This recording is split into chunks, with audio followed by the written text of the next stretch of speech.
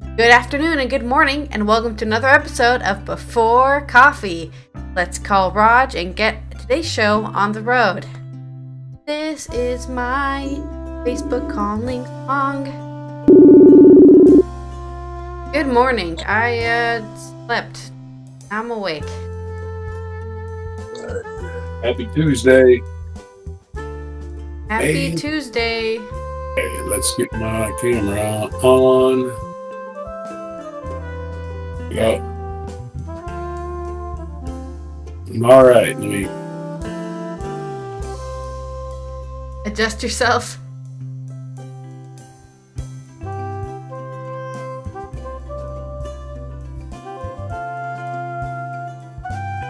Right. Let me get some headlines and I'll be ready, I guess. What we got going on today in the world? What's going up in a news story? I don't want to see that. I mean, it's opening a video. Pause. We don't want that. I think there's one. What's we got going on in this world today? That's a disturbing story. All right. The world is disturbing. And if every story is disturbing. Ugh. The world is disturbing. Okay, I'm gonna have an opinion piece. I'm gonna read that third. And let's see what else is going on. You got 3 stories? Alright, go ahead and start reading them. Alright, today on Before Coffee. At least 108 police injured and 291 held in May Day protest in cities across France. Tear gas fire aimed amid clashes as unions turned traditional marches into anti-government protests against the pension reform. Kinda knew this would happen. I'm not surprised. At least 6 dead in major dust storm on major highway. Many Europeans want climate action, but less so if it changes their lifestyle, polls say. And why First Republic failed. Are other banks to follow? They don't know how they are viewed here. Russians in Georgia revive old tension. And the governor of Texas is an asshole.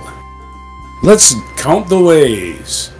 And also, there's other news today on the May 2nd, 2023 edition of Before Coffee.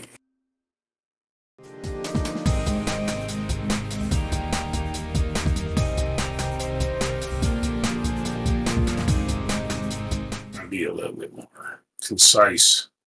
Like that word, concise. Yeah. Conciseness is our goal for today. And with that, let's talk about how the French protested on May Day, which is expected because it's the protest day, and they're still angry about the pension changes. French police fired tear gas and clashed with demonstrators in Paris and other cities on Monday after trade unions transformed their traditional Labor Day march into an anti-government demonstration against the rise of the retirement age. At least 108 police were wounded and 291 police detained across France as violence erupted in several cities on the sidelines of the main union-led marches. Interior Minister Gerald Darmanin said in Paris, 25 police were injured and 111 people were detained. Only one police officer suffered serious burns to his hand and face after being hit by a petrol bomb, said. Darmanin condemned protests he described as being from the far left, known as Black Blocs, saying they numbered around 2,000 in Paris and another 1,000 in southeastern city of Lyon. He urged that those who attack the police and public property should be severely punished. Prime Minister Elizabeth Borne praised the earlier marches and said the responsible attitude shown earlier made the violence all the more unacceptable. In Paris, the trade union-led demonstrations began peacefully, with many families joining in, holding banners calling for social justice and demanding Macron resign from and withdraw his law to raise the minimum eligible pension age from 64. This is how all governments try to discount you, by the way. You were violent, so everything you stand for doesn't matter anymore. When, you know, most governments actually react in violence, right? Calling the police. starting a war. That's the government's language, but when you use their language, that's bad. Right. You can't speak our language. We're the only one allowed to do that. So, you're rabble. Yeah. Stop it, rabble. But on the edge of the march, as it passed through Paris' 11th arrondissement, police fired tear gas and clashed with groups of young men dressed in black. Projectiles, bins, and petrol bombs were thrown at the police. Some Paris bus stops and shop fronts were smashed and gratified with anti-police slogans.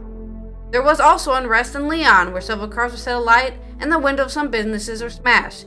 Marseille, a group of more than 100 demonstrators briefly occupied a luxury hotel near the Old Port before being pushed back by the police. The Interior Minister, Darmanin, tweeted that while the great majority of demonstrators were of course peaceful, in Paris, Lyon, and Nantes, police had faced extremely violent rioters who had one objective: kill a police officer and steal property. He said the violence should be condemned. In separate protests, environmental activists from Extinction Rebellion sprayed orange paint on the facade of the Fondation Louis Vuitton Museum in Paris, which is backed by the luxury good giant, Louis Vuitton. A different environmental protest. Richest man in the world, actually. Yeah. A different environmental protest group sprayed orange paint around the place Place Vendôme in central Paris, known for its jewelry shops, and target the facade of the Justice Ministry. Far-right leader Marine Le Pen, whose national rally is the biggest opposition party in parliament, held a May Day gathering in Normandy, port of Le Havre, accusing Macron of stoking tensions in society. Macron's centrist grouping lacks an absolute majority in parliament, making it hard for the government to push through new legislation after the row over pensions. After 3 months of an intermittent strike and demonstrations against the pension law, the government is also struggling to re-engage with voters. Centrist François Bayrou, whose Mouvement Democrate Party, MoDem, is allied with the Macron's parliamentary group, said France needed healing and reconciliation. He said the pension law had been badly explained by politicians. I don't think it's specific to France, but public opinion and French people no longer tolerate decisions being made far away from them, without being informed of the reasons for those decisions, he told French radio. That's true. I'm sure they have their reasons, but they weren't given. They were just like, we're raising the age. Okay, bye. Yeah, once you, and what you're really protesting, let us French-splain it to you. Well, that's the end of the article. So. Oh, okay. Your story. All right. All in horrible hellscape news. So I'm looking at the pictures. Sorry. Here we go with the gigantic banner ad at the top, so I can't read anything. All right, way to go. If you scroll enough, it disappears. All right. 72 vehicles were involved in the crashes. That's crazy. At least 6 people were killed on Monday when a dust storm caused more than 70 vehicles to crash along a major highway in central Illinois. Illinois, officials said. The crash was along Interstate 55, which is a kind of a north-south corridor in Illinois that follows the old Route 66 route. The crashes along Interstate 55 happened shortly before 11 a.m. Central Time in Montgomery and Sangamon counties, south of the state capitol, after dust from newly plowed fields took over the highway, police said. Farmers killing people. There we are. The state capital, Springfield, is in Sangamon County. 6 people were killed and 37 people were hospitalized. The injuries ranged from minor to life-threatening. Illinois State Police said those injured in the wrecks ranged from age from 2 to 80 years old. Illinois State Police Major Ryan Starrick said of those killed in the wrecks, one of those killed in the wrecks was Shirley Harper, 88, of Franklin, Wisconsin, police said Monday evening. Officials were still working to identify 5 others killed and notify their families. Well, apparently Shirley Harper's family knows already. 72 vehicles were involved in the crashes, which happened along a 2-mile stretch of I-55. We're repeating the same thing. Hey, CNN, we've already covered that. The wrecks happened in both north and south lanes, but all the deaths were reported in North Lawn Lanes, he said. The interstate in southern Sangamon and northern Montgomery counties remain closed. Officials investigate clear vehicles. The cause of the crash is due to excessive winds blowing dirt from farm fields across the highway, leading to zero visibility, Illinois State Police said in a news release. CNN meteorologist Chad Myers said 45-mile-an-hour winds picked up the dust and suddenly made it near impossible to see a short stretch of highway. The deciding factor today was the tilled fields, he said. This was a difficult event. This was a localized event by localized conditions. You notice nobody's like specifically blaming the farmers, like, you know. Yeah. But sometimes you just get a free pass for being a farmer. It's like, hey, dumbasses, stop stirring up so much dust. People are trying to live lives out here, you know. And of course, they're just giant corporate farms anyway. You're not picking on some small farmer. You're not picking on some, you know, Jedediah with, you know, the horses hitched up. You're not complaining about him. You're complaining about these giant 80 combines at once, stirring up dust all at once. That's what you're complaining about. Yeah, that's the same problem in the Netherlands, right? They were like, they're going to make us get rid of how many cows we can have. It's like, the only people who have that many cows aren't even real farmers. They're just, you know, guys who own land. People, it's sucking us dry and not paying any taxes. That's what it is. Yeah. And literally sucking us dry because these rich farmers get the water. They get the subsidized water. Yeah. Yeah. And so there you go. Literally sucking us dry, blowing dust everywhere, and never getting the blame. Well, conditions! No, it wasn't conditions. It was completely preventable if these people would say, you know what? We probably shouldn't stir up a whole bunch of dust today. I'm sorry, man. You gotta throw the blame at who did it, not sit there and ask like it was the weather. It was a weather. No. But as farmers, they should know better, people. Because weather is their job, really. So. Yeah. Yet photos from the wreck show a thick yellow haze in the air hanging over the highway. The images show vehicles on fire and smoke mixing with the haze as first responders surveyed damage. Kevin Schott, director of Montgomery County Emergency Management, said the first responders had a difficult time responding to the scene due to the lack of thick dust and noting everyone's eyes are full of it. This is a difficult scene that is very hard to train for, something we really haven't experienced locally. I think we'd be making the farmer who stirred up the dust. I don't care, rich, poor, whatever, you gotta blame him. Sorry, man. They had a blowing dust warning. They did have that. And the winds were blowing 30 to 45 miles an hour. I know if I start a fire in a windstorm, I'm going to prison. I was literally about to use that example. It's like starting a bonfire in high winds and being like, everyone's house is caught on fire? How did this happen? I don't know what's stirring up all this dust caused that. Okay, you're sorry. Yeah, I mean, I famously remember working on a shoot for an independent film, and they wanted a bonfire scene, and then they were like, the winds are too high, so we can't actually do that. Oh, my camera is having a mental breakdown. But plus you have fire regulations too, right? Yeah, it's like we can't. Sorry, we don't want to start this guy's farm on fire, so we're not going to do the bonfire scene. Easy. In more European news. Many Europeans want climate action, but less so if it changes their lifestyle, shows a poll. Exclusive YouGov survey in 7 countries tested backing for government and individual action on crisis. Many Europeans are alarmed by the climate crisis and would willingly take personal steps and back government policies to help combat it, a survey suggests, but the more measures would change their lifestyle, the less they support it.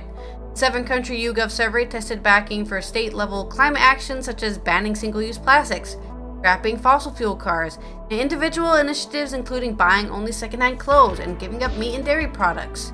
Response from the UK, France, Germany, Denmark, Sweden, Spain, and Italy suggested many people were happy with the measures that would not greatly affect the way they lived their lives, but bigger steps that may be necessary were unpopular. Large majorities in all the countries surveyed ranging from 60% in Sweden, 63% in Germany, 65% in the UK, 77% in Spain, 79% in France, and 81% in Italy said they were fairly worried about the climate change and its effects. Broadly similar percentages said the climate was changing because of human activity, with fewer than 20% of respondents in most countries saying Climate change was not due to human activity, and a maximum 5% denying it's even happening. There was also a strong support of between 76 to 85% for the view that all countries would be more effective at tackling climate change if they worked together with others, but less agreement about what exactly individuals are willing to do about it. Measures entailing no great lifestyle sacrifices were popular, with between 45% in Germany and 72% in Spain backing government tree planting programs, and 60% in Spain and 77% in UK saying they would grow more plants themselves or doing it already. Between 40% in Denmark and 50% UK, Spain, and Italy of respondents would happily never buy products made of single-use plastic again, while between 63% Sweden and 75% Spain would support a government ban on them. And then there's a nice little graph that I won't be showing you. And similarly, there was a fairly solid support from 20% in Germany to 43% in Italy for the idea of limiting meat and dairy intake to 2 or 3 meals a week. Between 24% and 48% would back government legislation to that effect. I don't know if you can governmentally mandate people's diets like that, per se, unless you're like, it's Friday, put out the meat, and then after Friday you just put it all in storage or something. Okay, it's Tuesday, put out the meat, you know, like, I guess that's what they could do. It's like something the town crier could yell. Yeah. Meat Bring day, out the meat day. Get your meat. Unsurprisingly, government subsidies to make homes more energy efficient were widely popular, with support ranging from 86% in Spain to 67% in Germany. Even more radical proposals such as voluntary eating, no more meat and dairy, and having fewer children than you would like, were supported but barely between 10% and 19%, and 9% and 70%. So basically, that's too much. Buying secondhand clothes, okay. Well, not okay actually. For frequent flyer levies, and buying secondhand clothes is really low, 39% and 17% at the lowest, right? That stuff is too life-changing. Changes in car use, a major contribution to carbon emissions in an area in which many European governments are largely legislating, also drew responses that showed a close correlation to the impact they might have on people's lives. That's where they would be willing to switch to an electric car. An average of just under a third of respondents across the 7 countries surveyed, ranging from 90% in Germany through 30% in Denmark to 40% in Italy, answered positively. Responses were more varied when it came to giving up driving altogether, in favor of using public transport, walking, or cycling. In France, Spain, and Italy, 34%, 44%, 40% respectively said they would be willing to make the move. Support was lower in Britain, and Germany, and Denmark, although French and Germans said they already walked, cycled, or used public transport rather than driving. An obligatory increase in fuel duty, however, and government legislation banning the production and sale of petrol and diesel cars outright were not popular. Those opposed to paying more fuel tax outnumbered those in favor of in all countries. And asked what they thought of the ban on fossil fuel cars, only in Spain and Italy were more people happy with the idea than opposed to it. With the level of opposition in countries such as France and Germany, more than 60%, almost double in support. So, some people are like, yeah, get rid of the cars altogether. But, or fossil fuel cars. Right. Well, you gotta call it. You gotta. Obviously, they didn't ask my country, but there's electric car depot, like charging stations all over the friggin' place here. It's really not that big of a deal. They're building them like crazy in the United States, too, especially since Elon Musk is very, very wealthy and he wants to throw these things everywhere, and he owns Tesla, so. Well, yeah, the other thing is, when it comes to electric cars, I mean, they're very similar to gas cars or fossil fuel cars. It's full of stuff, and then you don't charge it every day, right? You don't fill your gas up every day unless you're going across country all the time, you know? So that's all you have to do. That's all. It's like you can also get a home charging station and charge at home, and then you don't even have to go to the gas station to fill up, so to say. Yeah, I watch a guy who drives a lot in electric car. He's like, yeah, you got to plan your trip sometimes. It's a long trip, you got to plan that charging time. Yeah. But, yeah, that's about it. Yeah, real big difference. As long as you have charging stations, who cares about planning, you know? That's just laziness, right? I think that's somebody famously said that. A lot of a lot of people in society will choose comfort over the right thing. If it's comfortable, if it's easy, a lot of people choose that over saving the world, for example, right? Oh, yeah, I have to do an extra step. Never mind, I don't want to do it anymore. It's too much effort. I can't think of one advantage to a gas-burning car. It makes noise, it makes pollution. What's so great about it? I mean, like, people like to make noise, but they're assholes generally in life anyway. Hard to take. So yeah, that's just hobbyists, though, right? Yeah, making rules isn't going to change these assholes. They're just going to be assholes. So, okay, but the rules, all rules are for honest people anyway. Let's make it real. Yeah. Okay. Is that the next story? Yep. You're next. Okay. On bank failure news, now I think about economic news, is economics is not a science, and people will tend to think that rich people are better at economics than poor people, which is a complete lie. They don't know anything more than anyone. I mean, anybody can read how economics kind of works, but you can still come up with theories, and they never really pan out because it's not a science. So we're going to talk about bank failures, why First Republic fails, are other banks to follow. First Republic Bank has become the second largest regional bank with assets over $200 billion to fail in just a few weeks. Second largest regional bank with assets of $200 billion to fail in just a few weeks. Like Silicon Valley Bank, it was seized by the government on March 10th. First Republic catered to a wealthy clientele, which helped it grow deposits by rapidly, but may have also contributed to its undoing. The bank's business model left it susceptible to the sudden rise in interest rates. Since the collapse of Silicon Valley and Signature Bank same weekend, investors have wondered who's next. First Republic quickly rose to the top of that list, but investors and analysts worried about the banks such as Commercia and KeyCorp, which also had a large number of accounts with deposits above the federally insured level of $250,000. Why are we bailing out rich people? No, we're not. The banks bail themselves out of these little failings. Here are some things to know about the collapse of First Republic. 1. Why did the First Republic fail? First Republic grew rapidly through deposits from wealthy individuals and companies. They used those deposits to make loans, including jumbo mortgages, when interest rates were at historically low levels, in hopes of then convincing customers to expand into more profitable products like wealth management. Many of the bank's accounts had deposits well north of the federally insured $250,000. North, that's a direction. I don't understand that sentence. Once Silicon Valley went under, clients pulled their money, fearful of depositors in danger. First Republic said last week that depositors had withdrawn more than $100 billion, most of it during a few days in mid-March.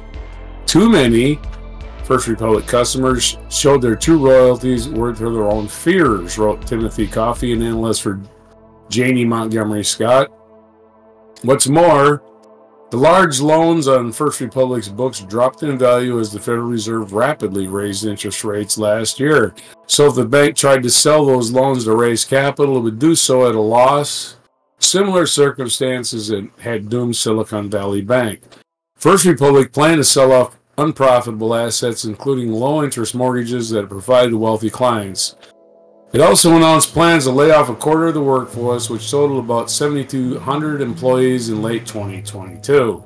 But those plans were seen as too little too late by analysts. By the middle of last week, it became clear that government intervention in First Republic was necessary. Treasury officials asked banks to submit bids for First Republic, and the bankers and regulators worked through the weekend to find a way forward. What bank or banks are next? For now, analysts expect the banking system will be spared any more large bank failures, saying the problems at Silicon Valley, Signature Bank, and First Republic were unique to these companies. We don't know why it happened. We just explained why it happened. Other mid-sized banks suffered a large withdrawals of deposits, were forced to borrow from federal programs to shore up their balance sheets, but none were hit as hard as First Republic. For example, Commercia, based in Dallas, said deposits fell by $3.7 billion on March 9th, and the company borrowed $13 billion from federal programs to provide a buffer in excess of normal operating levels. Still, the company earned $324 million in the first quarter, down slightly from the fourth quarter, but up from the $189 million in the year-ago quarter. Commercial shares dropped 37% the week after Silicon Valley Bank failed, and it remained steady since. On Monday, the shares slipped almost 2%. Shares of most mid-sized banks fell, but the drops were moderate compared to the steep double-digit losses remaining on March 13th. The trading suggests little or no spillovers, consistent with the notion there was no surprise with the seizure of First Republic, said Krishna Gua at Evercore ISI. What happens to First Republic stockholders? First Republic stock traded at 115 on March 8th, then plummeted the following days and weeks and closed Friday at $3.15. That's a bit of a loss. About $20 billion in market value has been wiped out. Trading in the stock was halted before U.S. markets opened Monday. J.P. Morgan, which has agreed to buy the deposits at great discount, I'm sure, and most of the assets at First Republic, stressed that is not assuming any of First Republic's corporate debt or preferred stocks. After the bank's failure, bondholders are among the last to get paid. Stockholders are the very end of the line. The FDIC does not give estimates on how likely any creditor is to get paid. But the agency did say its deposit insurance fund, which pays into, could take a $13 million estimated loss as a result of First Republic's failure. While conditions could change over time, but luckily there's nothing left over for the investors to recoup. Stockholders at Silicon Valley and Signature were wiped out. The outcome was just fine with one interested observer. While deposits are being protected, shareholders are losing investors, said President Joe Biden during a Rose Garden event focused on small businesses. Critically, taxpayers are not the ones that are on the hook. So, there you go. There's the story. It was caused by interest rates rising too fast for the banks to handle. The banks had to pay more for their money. Their investments were drying up. Their deposits were drying up. They have no cash flow, and nobody's going to step in. The other banks had to come in and sink money into this investment, again, made unprofitable by the government raising interest rates. Your story. Okay. Totally just magic. Economics. Yeah. The magic of economics. It's a little bit simpler. Maybe it sounds complicated. No, I'm just saying it's not. It's not complicated, but people act like it's magic. Oh, we can't do anything to control it.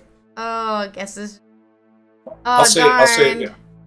Everything's balanced. It's kind of a balancing act, right? Now the government's like, hey, money's going to cost more. And the bank goes, okay.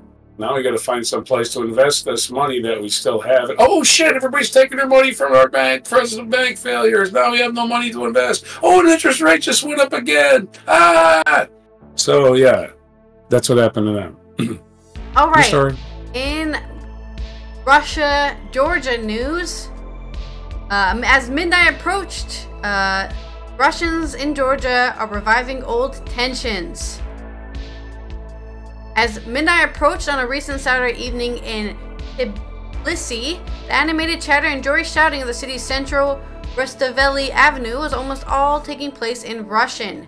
A married couple from Rostovo-on-Don headed home from dinner. Past them, a group of friends from St. Petersburg were off for a late drink. Some acquaintances from Moscow. I have built almost the same life here as I did back home. Just the weather and food are better. The Daria, 32, a graphic designer from St. Petersburg who had just attended a reading at a Russian language book club.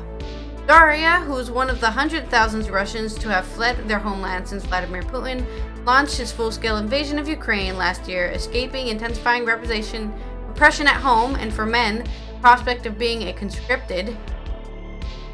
Communities of Russian exiles have popped up everywhere, from Berlin to Bali. One of the biggest has formed in Georgia, across the Caucasus Mountains, range from the Russia and accessible to Russian citizens without a visa. The new arrivals have drastically altered the fabric of the capital, Tbilisi, with Russian bookshops, cafes, bars springing up all over the city. At the same time, the influx of Russians here is fraught with more cultural and historical baggage than perhaps anywhere else. Georgia only gained independence from the Soviet rule in 1991. In 2008, Russia invaded the country, and it is still the de facto occupier of 20% of Georgian territory. The majority of Russians arriving don't know where they are and how they are viewed as Russians here, due to the historical context. Sidaralki, oh god, here we go. Kavad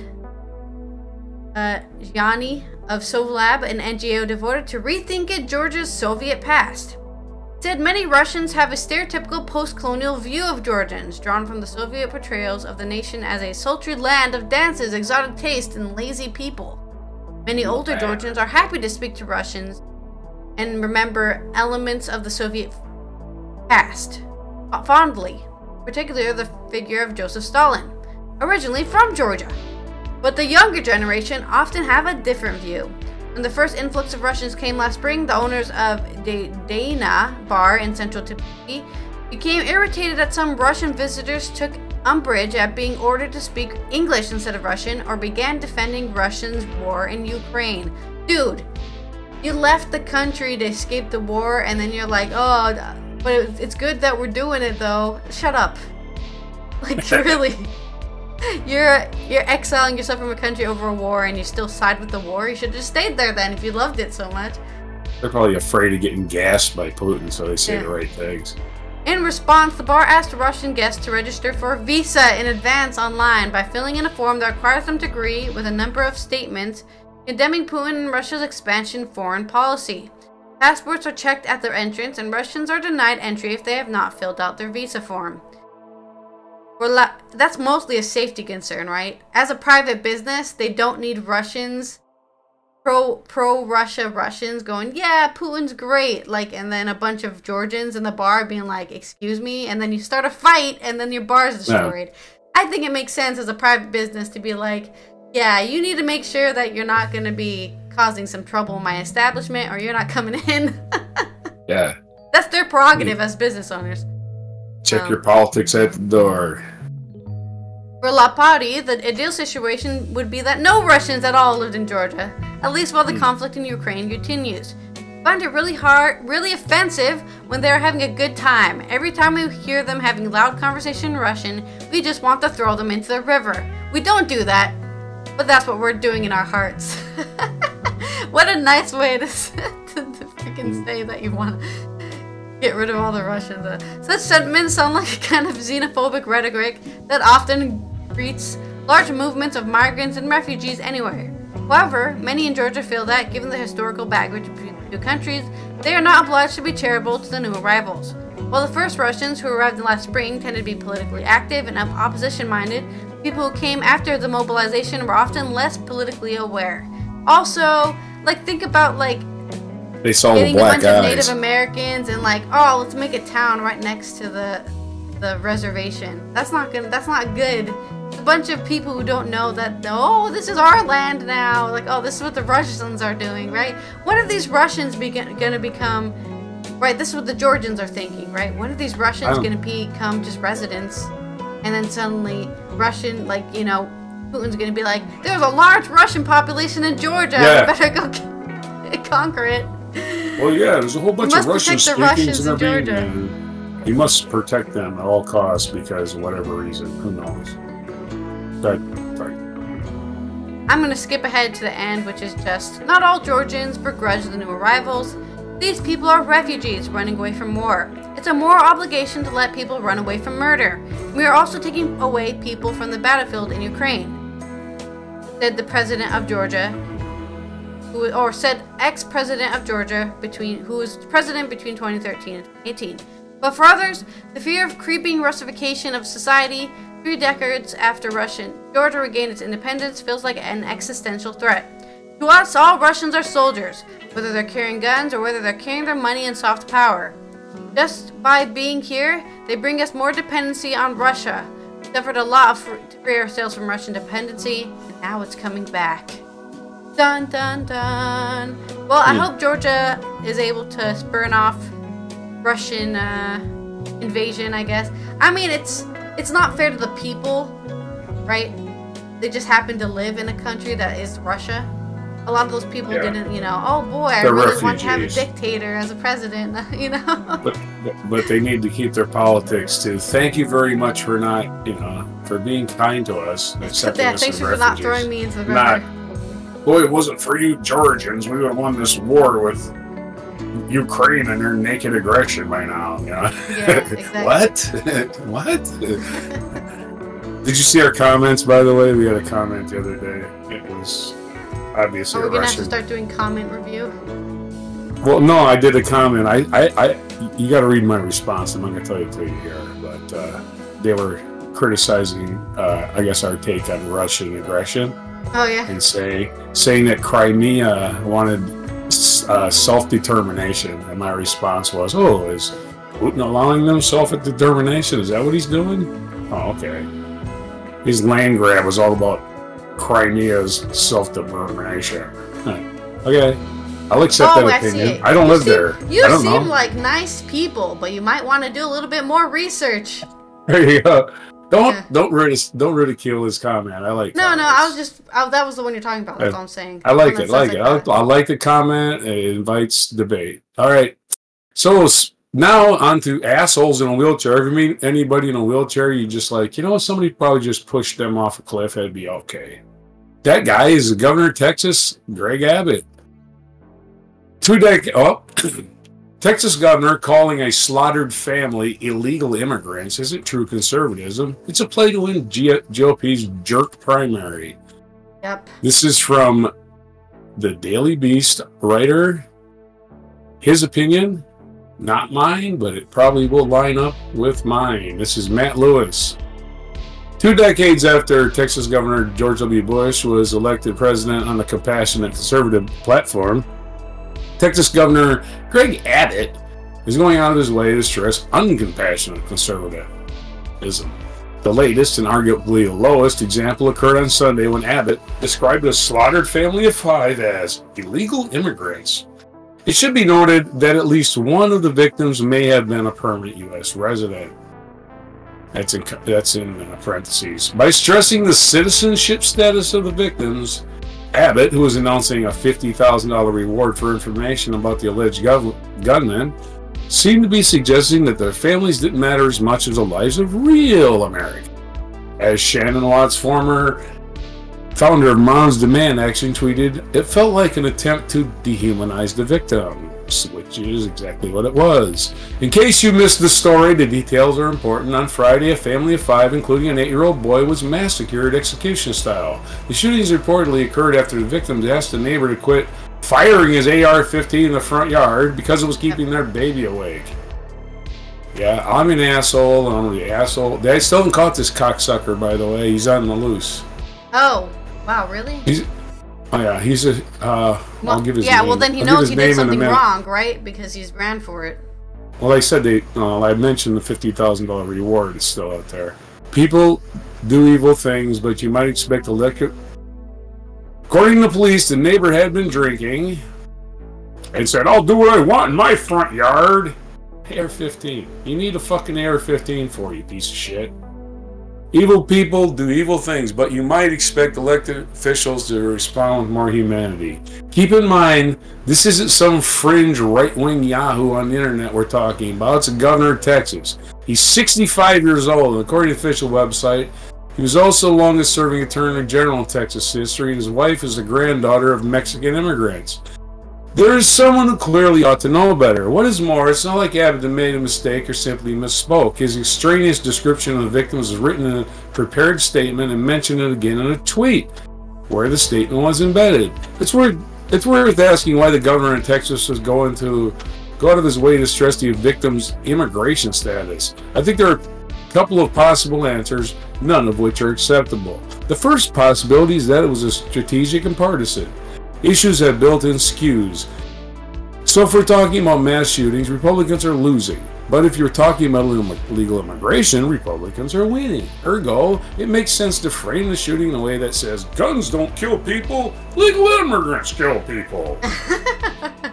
Yeah. Truth be told, I love that. Guns don't kill people, so people kill people. So let's keep those guns away from those people. How about that? Yeah. Hey, truth be told, it seems so logical. I don't know why. I mean, it's like, what? I can't shoot 5,000 pumpkins.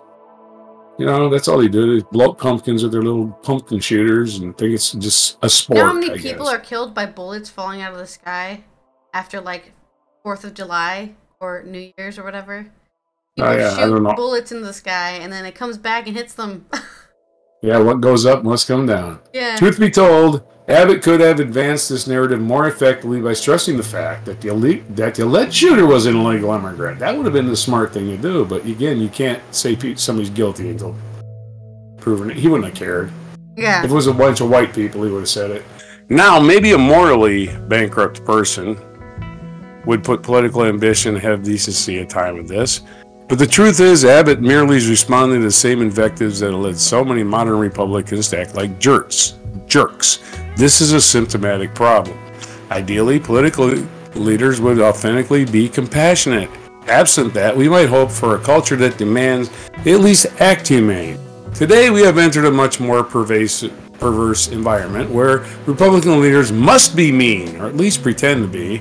I mean, a family of 5 was murdered, including a child, and the Republican governor of Texas wants to, apropos of nothing, stress their immigration status.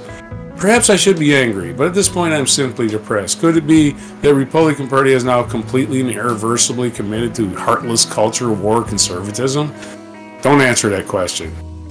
In case there was ever a doubt, Abbott's behavior is proof that, pace George W. Bush, the GOP's family values do stop at the Rio Grande. Oh yes. Maybe listen to the song, well, it's been shortened to Deporte. It's about the Los Gatos Canyon plane crash. It was written by Woody Guthrie.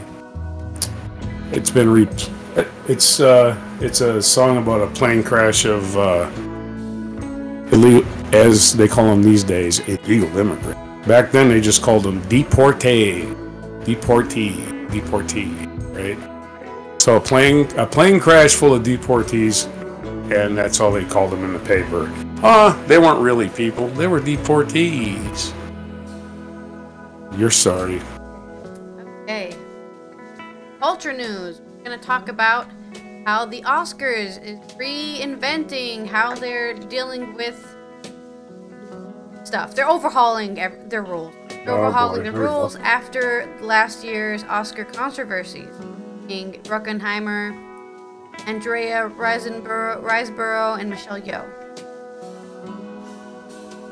The Academy of Motion Pictures and Arts and Sciences has announced its most significant overhaul of rules around campaigning for Oscars, fresh after controversy, including Andrea Riseborough's controversial nomination for Best Actress. Changes and clarifications come after several incidents flagged as possible breaking the rules around the campaign nomination at this year's Academy Awards. These include Riseborough's nomination for her performance to Leslie, after an aggressive guerrilla campaign that saw actors including Kate Winslet, Amy Adams, and Gwyneth Paltrow endorse the low-budget indie film. The British actor had not been considered a contender for a nomination, some suggesting her inclusion had come at the expense of a black actor. Other incidents include Top Gun Maverick's producer Jerry Bruckheimer hosting a party at Beverly Hills late February where several Oscar voters were present. Academy bylaws say that after Oscar nominations have been released, campaigns cannot invite members to attend their parties, dinners, lunches, or even other non-screening events that promote nominated films. Eventual Best Actress winner Michelle Yeoh on the final day of the Oscar shared screen grabs of a Vogue story that's praised her performance and specifically outlined why fellow nominee Blanchett did not win. References to competitors on social media by nominees or films is not allowed. Yeoh later deleted the post. Riseborough retained her nomination, but just before this year's Oscar ceremony, the Academy president Janet Yang said the controversy was a wake-up call. It meant the organization would review campaign regulations to make sure they reflect our changing environment, meaning no more social media, or meaning a lot more on social media. After investigation of the campaign around Riseborough's nomination, Academy CEO Bill Kramer said The organization had determined the activity in question does not rise to the level that the film nomination did. However, we do discover social media and outreach campaigning tactics that cause concern. New changes include clarification of around private events and gathering where Academy members are present. Now, the Academy will allow individual events that are not formal for consideration events. Studios and companies are prohibited from funding, organizing, or endorsing them. Rules around social media remain. The Academy new regulations state that the members cannot use social media to encourage or discourage members to vote for any picture, performance, or achievement. Voters will no longer be able to speak to the media about their choices. Regulations do not discuss your voting preferences and other members' preferences in a public forum. This includes comparing or ranking motion voting. This also includes speaking with press anonymously. So basically, do not make a list of what you think are your top 10 films. As an Academy vote, people will be like, oh, well, if that Academy is that, I'll also vote for that. Let's all just vote for the same thing. Humans are sheep, people. You have to actively fight against the sheep mentality. I'm telling you, okay? People like to do what everyone else is doing, the fact, the pressure, whatever you want to call it. Right. So it makes sense to make sure that nobody knows what you're doing. Nobody knows what you're voting. Even that can cause, let's say, uneducated vote for something. Oh, I don't even know this film. I'll just vote for it. People do that all the time in voting. Why wouldn't it be the different Oscars? Studios can now only put on 4 hosted screenings, usually by a celebrity, in the pre-nomination period, but new rules allow for an unlimited number of Q&A panels throughout the voting season, so long as there is no host attached to the event. So you can have Q&As, but there better not be a celebrity there. There better not be some person from the film there, okay? Some salesman, some slicky, Academy's Board of Governors are completely barred from hosting private events, gatherings, screenings, or moderating an event unless they're direct in film. Academy has revised the promotion regulation 96 the Oscars clarity, fairness, and transparency of how motion pictures and individuals directly assume eligible motion pictures. Academy announced a statement on Tuesday. Can't they just say film? They said motion pictures 50 times in that sentence. That quote. Didn't they just say film once? Anyway, so we'll see how much this doesn't change anything. Because honestly, I'm so done with the politics, the Oscar. All of them are just. Does it seem like it's getting more political, in other words, or less political? Instead of like saying, I would have voted for that film, but there were some bad tweets about it. Yeah. That would seem irrelevant to me. I was like, Twitter, social media is no place for criticism, politics, anything. It's for how's your family, pictures of your kids. People don't know shit. Twitter, I don't even know how Twitter survives all this garbage. I really don't even see the point of it. Do you ever? It survives off of anger, so. Yeah, that's it is. Really angry, and then a bunch of other people are angry at the thing. Comment for hours and have whole conversations in your comments about the thing. Pissing contest. With each other. It's happened to me. It's a pissing contest. I'll bring this up again because I think it's funny, and I'm sure I'll get some feedback for it. Yeah. But a person of color posted that English people or British people are the worst white people. Person of color. Okay. Oh, okay. As a fellow biracial person, I was like, whoa. Scottish and Irish people are fine, and Wales too. The English are the worst white people. Okay, right? That's what I said. Completely sarcastic. No. Now you'd think English people are really great at banter would understand that I'm being sarcastic, but they did not, and I got comments for 3 months on that post. There you go, man. You gotta understand. After I posted it, I still got comments. You're despicable. There's somebody with my name. There's probably a bot, right? But they were like, I'm ashamed to share my name with you. Literally my exact name. Surname and first name, exact same. Because you were making a joke about English people being sensitive? about being the worst white people. English people are the worst. Oh my god, I can't believe you said that. You know, if I did an accent, any accent, I get any accent in the world, and an accent that would not offend anybody, it'd be British. Because if I did a British accent, nobody. If I did an Indian accent, Indian people would be, oh my god, he's doing an Indian. If I'm doing a French accent, maybe, but definitely a British accent, I will not offend anyone. Because unless it's like the Cockney. But you know what? I see people who legitimately do not have that accent and they're English faking it. Russell Brand, for once, totally faking that accent, totally faking it. There's a guy to the reactor I watch. He's kind of an irritating reactor. He's Indian, right? He's an Indian with a British accent, right? So maybe he's just British. But he's got a Cockney accent. Of all the accents to have, a Cockney accent. It's like, dude, if you're gonna adopt an accent, pick a real accent, you know? Maybe he's from Pronounce your T's. Pronounce your T's. There's a T in English language. Stop skipping over the T's. I don't know what it is, but it's pronounce your T's. There's T's in English language, folks. Sorry. That's my little diatribe. Pet peeve.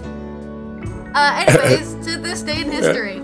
Isn't that Cockney where they don't pronounce their T's? That's a lot of accents. They skip right over them. But that's not his proper English accent. Anyway, that's my little diatribe on that. I'm sorry you were subjugated to those xenophobes. Can't take a little criticism about their culture. I just thought it was funny but that's why Twitter's popular. That will happen.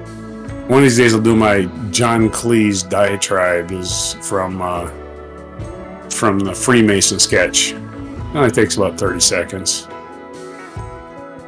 It involves yelling, though.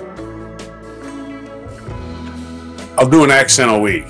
I'll go from the least offensive to the most offensive. This day in history, please. This day in history. This day in history. I will do everything in an accent. No, I was just kidding. Renaissance artist in 1519. Renaissance artist Leonardo da Vinci died in Clau, France, and this date in 1519. In 1536, Henry VIII had his second wife, Anne Boleyn, committed to the Tower of London on charges of adultery and incest. Although likely innocent, she was later convicted and beheaded. Henry VIII was an asshole. The King James Version of the Bible was first published on this day in 1611. Sorry for screaming that. In 1803, the United States purchased the Louisiana Territory. This is the anniversary of the Louisiana Purchase, the 220th anniversary. The Louisiana Territory being purchased from France at a rate of less than 3 cents per acre for 820,000 square miles. In 1892, Manfred Baron von Richthofen, Germany's top aviator and leading ace of World War I, was born in Breslau, Germany, now Wrocław, Poland. Wow. He was born in Poland, but in those days, it was part of Germany. Okay. In 1903, American pediatrician Benjamin Spock wrote the number of influential books. Who wrote a number of influential books in child rearing, notably Common Sense Book in Baby Child Care, which sold more than 50 million copies worldwide, was born. So this day, in 1903, Dr. Spock was born. In 1920, the Negro National League, founded by Rube Foster, held its first game. That's baseball. League for black players who could not play in the major leagues. 1920. In 1921, Bengali director Satyajit Ray, who brought Indian cinema to world recognition with the Apu trilogy, was born in Calcutta. In 1946, an attempted prison escape by 6 inmates at Alcatraz resulted in 2 days of violent fighting, which we known as the Battle of Alcatraz. In 1935, the peasants of Luzon, Philippines rose up against oppressive land tenancy laws. No details there, but I'm sure they were slaughtered. I just thought, I don't see it. Well, maybe they weren't. Maybe they just slaughtered landowners. In 2000, U.S. President Bill Clinton announced that a highly accurate GPS was made available to the public. The satellite signals had previously been degraded for non-military use. So, happy anniversary, 23 years of actually knowing exactly where you are in GPS instead of being 100 meters off. Yay, I know where to turn left on when I'm walking down the street. Before then, and if they ever decide to scramble them again, your GPS will be completely useless and people will be just smacking into each other. Osama bin Laden in 2011. This is the day Osama bin Laden was killed by U.S. forces in Abbottabad, Pakistan. 2015, Princess Charlotte Elizabeth Diana of Cambridge, the second child of Prince William and Duke of Cambridge and Catherine, Duchess of Cambridge, was born in London. So there you are, Princess Charlotte. And on this day in baseball, in 1939, Lou Gehrig's 2,130-game hitting streak ended. Playing streak ended. A 2130 hitting streak would be amazing. No, he just played 2130 games consecutively. The record stood until 1995 when it was broken by Cal Ripken Jr. Other birthdays today: David Beckham is born in 1975. Damn. And Dwayne Johnson, The Rock, American professional wrestler, was born in 1972. We already covered I already pronounced his name, the Indian film director. In 1995, Manfred Barrett, we already covered that. We already covered the birthdays. What day is it today? It is National Foster Care Day. So go take care of a child that has nobody else. World Tuna Day is May 2nd. National Teacher Appreciation Day. So appreciate a teacher. I insist. National Life Insurance Day. Don't know what to do with that one. Take out some life insurance. If you died, people have money. Yay! Build another building downtown for corporate people. National Truffle Day is May 2nd, and those are the days that are today. Alright, that's been Allison here from Europe, talking about more protests in France and how Russians shouldn't be in Georgia, or should they? I don't know. We'll see in the future, and we'll see you next time. Put up the good linen for these folks, okay? Be nice to them, because you're going to be taken over by Putin soon. And this is Roger, out here battling technology and my own creeping dementia on May 2nd, 2023 edition of Before Coffee.